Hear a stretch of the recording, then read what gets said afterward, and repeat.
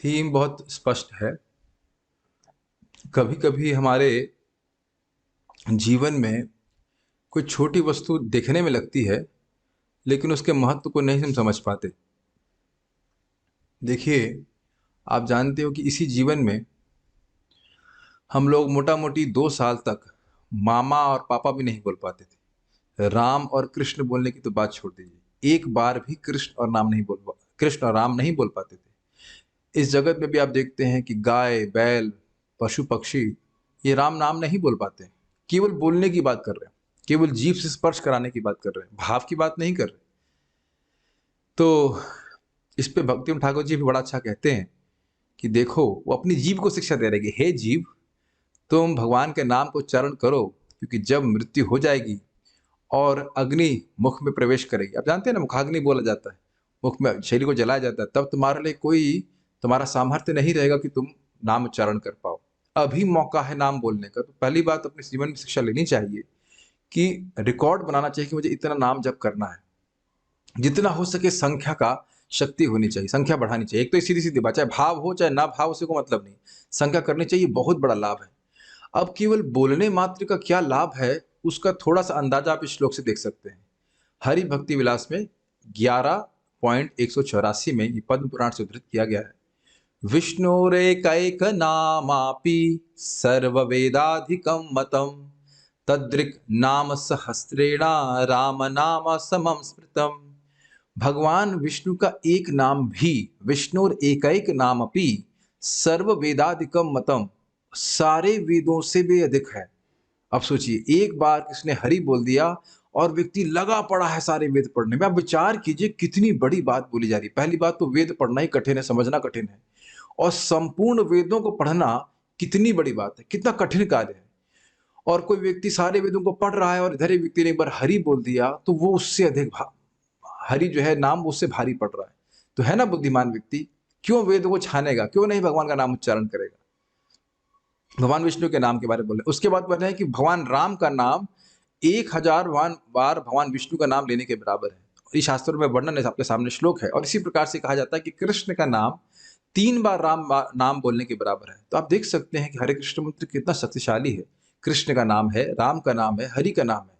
तो इस प्रकार से कितना बड़ा लाभ हम उठा रहे हैं, ये समझना चाहिए शास्त्रीय दृष्टि से। और ये समझिए इस बात को कि देखिए, भक्त ये नहीं देखता है कि उसका अभी अनुभव क्या है, अभी तो वह भगवान की ओर देखता है।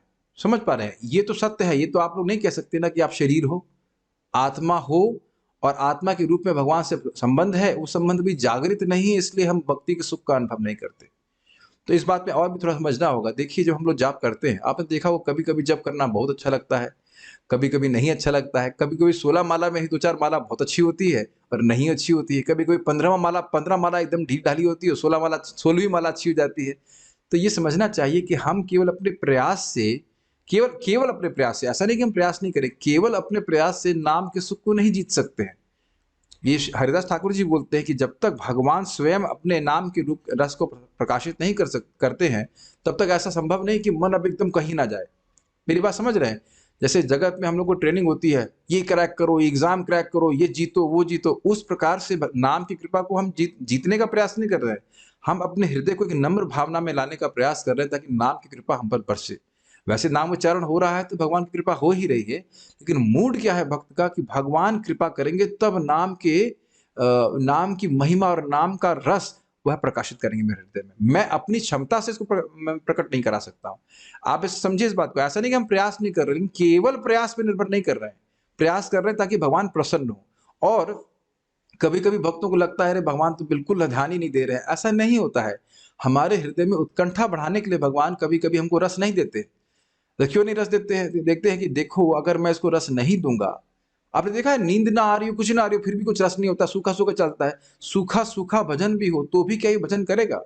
और यही हमारा मुख्य भक्ति का आधार है कि हम अपने सुख की चिंता ना करें, कृष्ण सुखी होंगे इसलिए उस कार्य को करें। तो भगवान हमें ट्रेनिंग देना चाहते हैं कि ऐसा नहीं है कि जब तुमको सुख मिलेगा तभी भक्ति करोगे। नहीं, सुख मिले, अच्छा लगे, बुरा लगे, कुछ भी हो, हम भगवान का नाम जप करेंगे। तो अपने जीवन में इसको बहुत महत्व देना चाहिए। कितना सुंदर श्लोक है, कितना सुंदर श्लोक है। तो समझ पा रहे हैं मेरी बात? इस प्रकार से भगवान का नाम उच्चारण करना चाहिए। अब हम लोग इतने आलसी हैं कि कुछ लोग तो हरे कृष्ण मंत्र बोलने में भी आलस करते हैं। हरे राम हरे राम श्याम राम।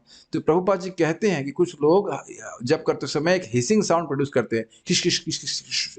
ये एक अपराध है। कम से कम इतना तो बचें।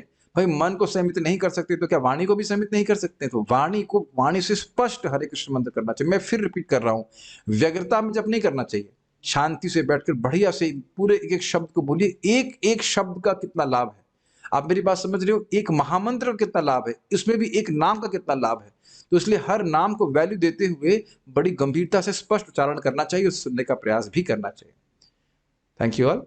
हरे कृष्णा। श्रील प्रभुपाद की जय।